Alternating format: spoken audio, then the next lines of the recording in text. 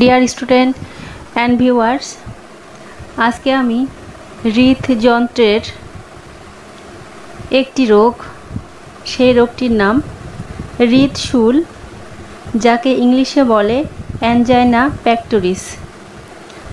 আজকে আমি হৃদশুল বা অ্যানজাইনা পেক্টোরিস সম্পর্কে আলোচনা করব এবং যদি কোনো মানুষের অ্যানজাইনা পেক্টোরিস বা হৃদশুল হয় তাহলে কোন কোন কারণে এটি হতে পারে আর এটি হলে কোন কোন লক্ষণ দেখা দেবে এবং এর কী কী হোমিওপ্যাথি ও বায়োকেমিক চিকিৎসা আছে সেই সম্পর্কে আলোচনা করব। তো চলুন শুরু করা যাক। প্রথমেই আমরা জানব হৃদশুল বা অ্যানজাইনা পেক্টোরিস কাকে বলে।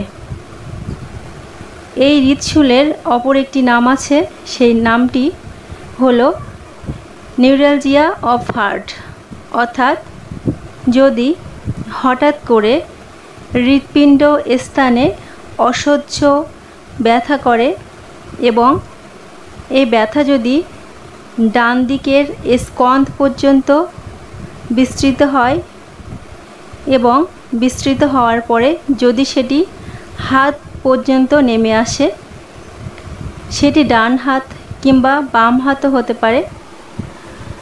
যদি নেমে আসে আর এই ব্যথার সঙ্গে সঙ্গে যদি প্রচণ্ড বুকে ব্যথা হয়, অজ্ঞান হয়ে যায়, দেহে যদি প্রচুর ঘাম হয়, হাত পা যদি শীতল হয়ে আসে, তখন আমরা তাকে অ্যানজাইনা পেক্টোরিস বা হৃদশুল বলে থাকি। এবার আমরা জানব এই অ্যানজাইনা পেক্টোরিস বা হৃদশুল কী কারণে হয়। প্রথম যে কারণ সেটি হলো রক্তে ধাতব পদার্থের অভাব। তাছাড়াও যদি রক্ত সঞ্চালন পথে বাধা সৃষ্টি হয় তাহলেও কিন্তু এই হৃদশুল হতে পারে। যেমন অনেক সময় দেখা যায় যে যদি কারো হার্টে অতিরিক্ত চর্বি জমে তাহলে দেখা যায় যে রক্ত সঞ্চালনের যে শিরা, উপশিরা, ধমনী, সেখানে যদি ব্যাঘাত সৃষ্টি হয় তাহলে কিন্তু এই অ্যানজাইনা পেক্টোরিস বা হৃদশুল হতে পারে। অর্থাৎ রক্ত যদি ঠিকঠাক সঞ্চালিত না হয় তাহলে কিন্তু হৃদশুল হতে পারে। এছাড়াও মানসিক উদ্বেগ, ভয়, পরিশ্রম, অর্থাৎ অতিরিক্ত পরিশ্রমের জন্য কিন্তু অনেক সময় আকস্মিক বেদনার সৃষ্টি হতে পারে হৃদযন্ত্রে। এছাড়াও হৃৎপিণ্ডের বিবৃদ্ধি, অর্থাৎ হৃৎপিণ্ড যদি বড় হয়ে যায় আর সঙ্গে সঙ্গে যদি ধমনী যে কপট, অর্থাৎ আমাদের হৃৎপিণ্ডের যে 4টি প্রকোষ্ঠ আছে আর সেই প্রকোষ্ঠর মাঝে মাঝে যে কপাটিকা থাকে, অর্থাৎ যে দরজা থাকে, সেই দরজাগুলি যদি বিকৃত হয়ে যায়, অর্থাৎ তারা যদি ঠিকঠাক কাজ না করতে পারে, সেটি যদি কোনো কারণবশত ক্ষতিগ্রস্ত হয় তাহলে কিন্তু এই হৃদশুল বা অ্যানজাইনা পেক্টোরিস হতে পারে। এছাড়াও যদি কেউ অতিরিক্ত মদ্যপান করে, ধূমপান করে, অনিয়মিত আহার করে, শরীরের ওপর অত্যাচার করে, কোষ্ঠকাঠিন্য যদি দেখা যায় তাহলে কিন্তু এই অ্যানজাইনা পেক্টোরিস বা হৃদশুল হতে পারে। এবার আমরা কি করে জানবো যে কোনো মানুষের যদি এমন সমস্যা হয় তাহলে কি করে জানবো যে তার হৃদশুল বা অ্যানজাইনা পেক্টোরিস হচ্ছে। তার কিছু কিছু লক্ষণ আছে, সেই লক্ষণগুলি আমরা জানব। সেই ব্যথাটি হবে, অর্থাৎ যদি কারো হৃদশুল হয় তাহলে শুলবিদ্ধবৎ বেদনা তার মধ্যে দেখা যাবে, অর্থাৎ তার বুকে মনে হবে যে কেউ শুলবিদ্ধ করছে, এমন বেদনা তার হবে। এছাড়াও যদি কোষে ধরার মতো বেদনা, অর্থাৎ কোষে ধরলে যেমন ব্যথা অনুভব হয় তেমন ব্যথা যদি তার হার্টে অনুভব হয়, অর্থাৎ বুকে অনুভব হয় এবং সেই বেদনা যদি ধীরে ধীরে বুক হতে শুরু করে যদি কাঁধ পর্যন্ত এবং কাঁধ পর্যন্ত গিয়ে তারপর যদি হাত পর্যন্ত নিচে নেমে আসে তাহলে কিন্তু অবশ্যই এটি অ্যানজাইনা পেক্টোরিস বা হৃদশুলের একটি অন্যতম লক্ষণ। এছাড়াও যদি কোনো এই বেদনা, অর্থাৎ যদি হার্টের বেদনা হঠাৎ আরম্ভ হয় এবং রোগী যদি অস্থির হয়ে পড়ে আর এই বেদনা যদি দীর্ঘস্থায়ী হয়, অনেক সময় দেখা যায় যে বেদনাটি দীর্ঘস্থায়ী হয় কিংবা অনেক সময় সেটা কমই হয়, অনেক সময় হঠাৎ আসে আবার হঠাৎ কিন্তু ব্যথাটা চলে যায়। এই ব্যথাটা সাধারণত কাজ করতে করতে দেখা যায়, অর্থাৎ যদি কোনো মানুষ বিশ্রামে থাকে তাহলে কিন্তু এই অ্যানজাইনা পেক্টোরিস বা হৃদশুল খুব একটা দেখা যায় না। তবে দেখা যায় যদি কোনো মানুষ কাজ করতে করতে কাজ করার সময় দেখা যায় যে ব্যথাটি অনুভব হয়।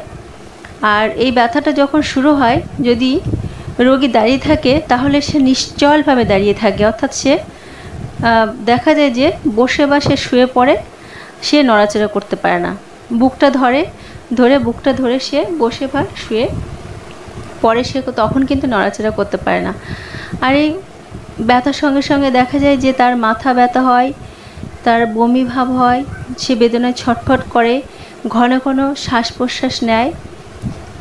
এমনভাবে দেখা যায় যে তার দম বন্ধ হয়ে যাবে, এমনও একটি লক্ষণ কিন্তু অনেক সময় দেখা যায়। আর এই ব্যথাটা সাধারণত 2-3 মিনিট স্থায়ী থাকে।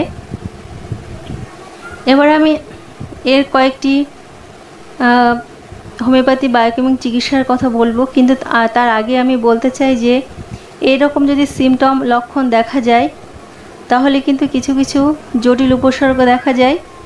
যেমন অনেক সময় করোনারি আর্টারির আক্রান্ত হয়ে স্ট্রোক হতে পারে, করোনারি থ্রম্বোসিস হতে পারে, অনেক সময় হৃদযন্ত্র অর্থাৎ হার্ট ফেলও হতে পারে। তাই দ্রুত কোনো চিকিৎসকের শরণাপন্ন রোগীকে অবশ্যই হতে হবে। আর সেই সময় রোগীকে বেশি হাঁটাচলা করানো উচিত না, তাকে চুপচাপ থাকতে হবে। আর যে টেস্টগুলো করা উচিত সে টেস্টগুলি হলো যেমন হিমোগ্লোবিন টেস্ট, সুগার টেস্ট, তার ইউরিয়া টেস্ট করতে হবে, কোলেস্টেরল টেস্ট করতে হবে, ইসিজি করতে হবে, আর তার বুকের অবশ্যই এক্সরে করতে হবে।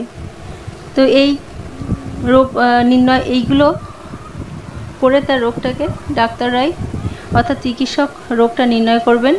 এবার আমি লক্ষণ অনুযায়ী কয়েকটি হোমিওপ্যাথি ঔষধের কথা বলছি। যদি কারো হৃদপীড়া অর্থাৎ হৃদযন্ত্রের পীড়া হঠাৎ করে আরম্ভ হয়, আর সেটি যদি দ্রুত স্পন্দন হয়, অর্থাৎ হঠাৎ করে আর খুব দ্রুত যদি তার হৃদযন্ত্র স্পন্দিত হতে থাকে, আর তার বাম কাঁধে যদি ব্যথা করে, আর বুকে যদি সূচ ফোটার মতো বেদনা অনুভব হয়, বুক যদি ধড়ফড় করে, হাতের আঙুল যদি ঝিঝি করে, তার মধ্যে অবসন্ন ভাব যদি দেখা যায়, তার হাতের যে নাড়ি অর্থাৎ ডাক্তাররা যে নাড়ি পরীক্ষা করে সেই নাড়িটি যদি পূর্ণ থাকে, কঠিন থাকে, শক্ত থাকে, আর দ্রুত যদি সেটি লাফায়, তাহলে এই লক্ষণে তাকে সেবন করতে হবে অ্যাকোনাইট 6। এই ঔষধটি মোটামুটি 5 মিনিট পর পর 1 ফোঁটা করে খাওয়াতে হবে সেই অবস্থায়। এই ঔষধটি প্রয়োগ করলে আশা করছি যে খুব একটা বাড়াবাড়ি হবে না। ঔষধটি খাওয়াতে খাওয়াতে তাকে ডাক্তারের কাছে নিয়ে যেতে হবে। তারপর যদি কারো দেখা যায় যে কারো ক্ষুদ্র ক্ষুদ্র ধমনীগুলি আর কৌশিক নাড়িসমূহগুলো যদি প্রসারিত হয়, আর তার মুখমণ্ডল যদি লাল হয়, মাথা গরম থাকে, মাথার মধ্যে দপদপ করে, বুকের মধ্যে যদি ধড়ফড় করে, আর তার হৃদযন্ত্রের যদি অস্বাভাবিক স্পন্দন, অর্থাৎ আমরা জানি যে হৃৎপিণ্ড একটা স্বাভাবিক স্পন্দন আমরা লক্ষ্য করি, কিন্তু দেখা যায় যদি তার হৃৎপিণ্ডের অস্বাভাবিক স্পন্দন অর্থাৎ কম স্পন্দিত হচ্ছে, কিংবা যেমন স্পন্দিত হয় তার চাইতেও বেশি স্পন্দিত হচ্ছে, তাহলে এই লক্ষণে তাকে দিতে হবে এমিল নাইট্রেট 6। এই ওষুধটি 1 ফোঁটা করে 10 মিনিট পর পর খাওয়াতে হবে। তারপর যদি কারো হৃদযন্ত্র সজোরে চেপে ধরার মতো অনুভব হয়, অর্থাৎ যদি কারো হৃৎপিণ্ড যদি সে অনুভব করে কেউ যে আমার হৃৎপিণ্ড সজোরে চেপে ধরার মতো মনে হচ্ছে, আর হৃৎপিণ্ড যদি সংকোচন হয়, আর ধমনী যদি প্রসারিত হয়ে যায়, আর তার যদি নিম্ন রক্তচাপ দেখা যায়, তাহলে সে খাবে ক্যাকটাস গ্র্যান্ডিফোলিয়া মাদার। এই ওষুধটি মোটামুটি দিনে 4 থেকে 5 বার 10 ফোঁটা করে একটু জলের সঙ্গে মিশিয়ে খেতে হবে। তারপর যদি কারো মাথা ধরে অর্থাৎ মাথা যন্ত্রণা করে, আর তার সঙ্গে সঙ্গে যদি তার নাড়ির গতি কম হয়, তার রক্তচাপ কম হয়, তার যদি ঘুম ঠিকঠাক না হয়, তার হৃৎপিণ্ডে যদি মেদ জন্মায়, তার হৃৎশুল যদি হয়, শীত শীত ভাব যদি হয় আর হাত পায়ের আঙুল যদি নীল বর্ণ ধারণ করে, তাহলে সে খাবে ক্রেটিকাস মাদার। এই ওষুধটি দিনে 3 থেকে 4 বার 10 ফোঁটা করে একটু জলের সঙ্গে মিশিয়ে খেতে হবে। এবার আমি 2টি বায়োকেমিক ঔষধের কথা বলছি। যদি কারো হৃদচুলের জন্য আক্ষেপিক বা স্নায়বিক বেদনা হয়, তাহলে সে খাবে ম্যাকফস 6X। এই ওষুধটি দিনে 4 বার 4টি করে বড়ি অল্প উষ্ণ গরম জলের সঙ্গে খেতে হবে। আবার যদি কারো মুখমণ্ডল লাল হয় আর তার দেহে যদি জ্বালা পোড়া উত্তাপ হয়, মাথা যদি রক্ত সঞ্চালন হয়, তাহলে সে খাবে ফেরামফস 6X। এই ওষুধটি 4টি করে বড়ি দিনে 4 বার অল্প গরম জলসহ দিনে 4 বার খেতে হবে। এবার আমি কিছু পথ্য ও আনুষঙ্গিক চিকিৎসা সম্পর্কে বলছি। যদি কারোর হার্টের সমস্যা দেখা যায়, তাহলে অবশ্যই সে লঘু অথচ পুষ্টিকর খাবার খাবে। সে মোটামুটি অতিরিক্ত ঝাল মশলাযুক্ত খাবার পরিহার করবে, নেশা বর্জন করবে, রাত জাগরণ করবে না, অতিরিক্ত চর্বি জাতীয় খাবার কম খাবে। আর সে প্রতিদিন সকালে উন্মুক্ত বাতাসে, অর্থাৎ একটু ভোরের দিকে সে একটু হালকাভাবে হাঁটাচলা করবে। আর হার্টের এই সমস্যা হলে উষ্ণ গরম জল দিয়ে তার সারা দেহটাকে মুছিয়ে দিতে হবে। আর তার ঠিকমতো স্নান করতে হবে, ঠিকমতো ঘুমাতে হবে, ঠিকমতো বিশ্রাম করতে হবে আর স্বাস্থ্যবিধি পালন করতে হবে। তো আশা করছি অ্যানজাইনা পেক্টোরিস বা হৃদযন্ত্রের পীড়া সম্পর্কে আপনারা মোটামুটি বুঝে গেছেন। এরপরে যদি আপনাদের কিছু জিজ্ঞাসা থাকে, অবশ্যই কমেন্ট বাক্সে লিখে জানাবেন। আজ এই পর্যন্ত, আবার নতুন একটি ভিডিও নিয়ে হাজির হব। সুস্থ থাকুন, ভালো থাকুন।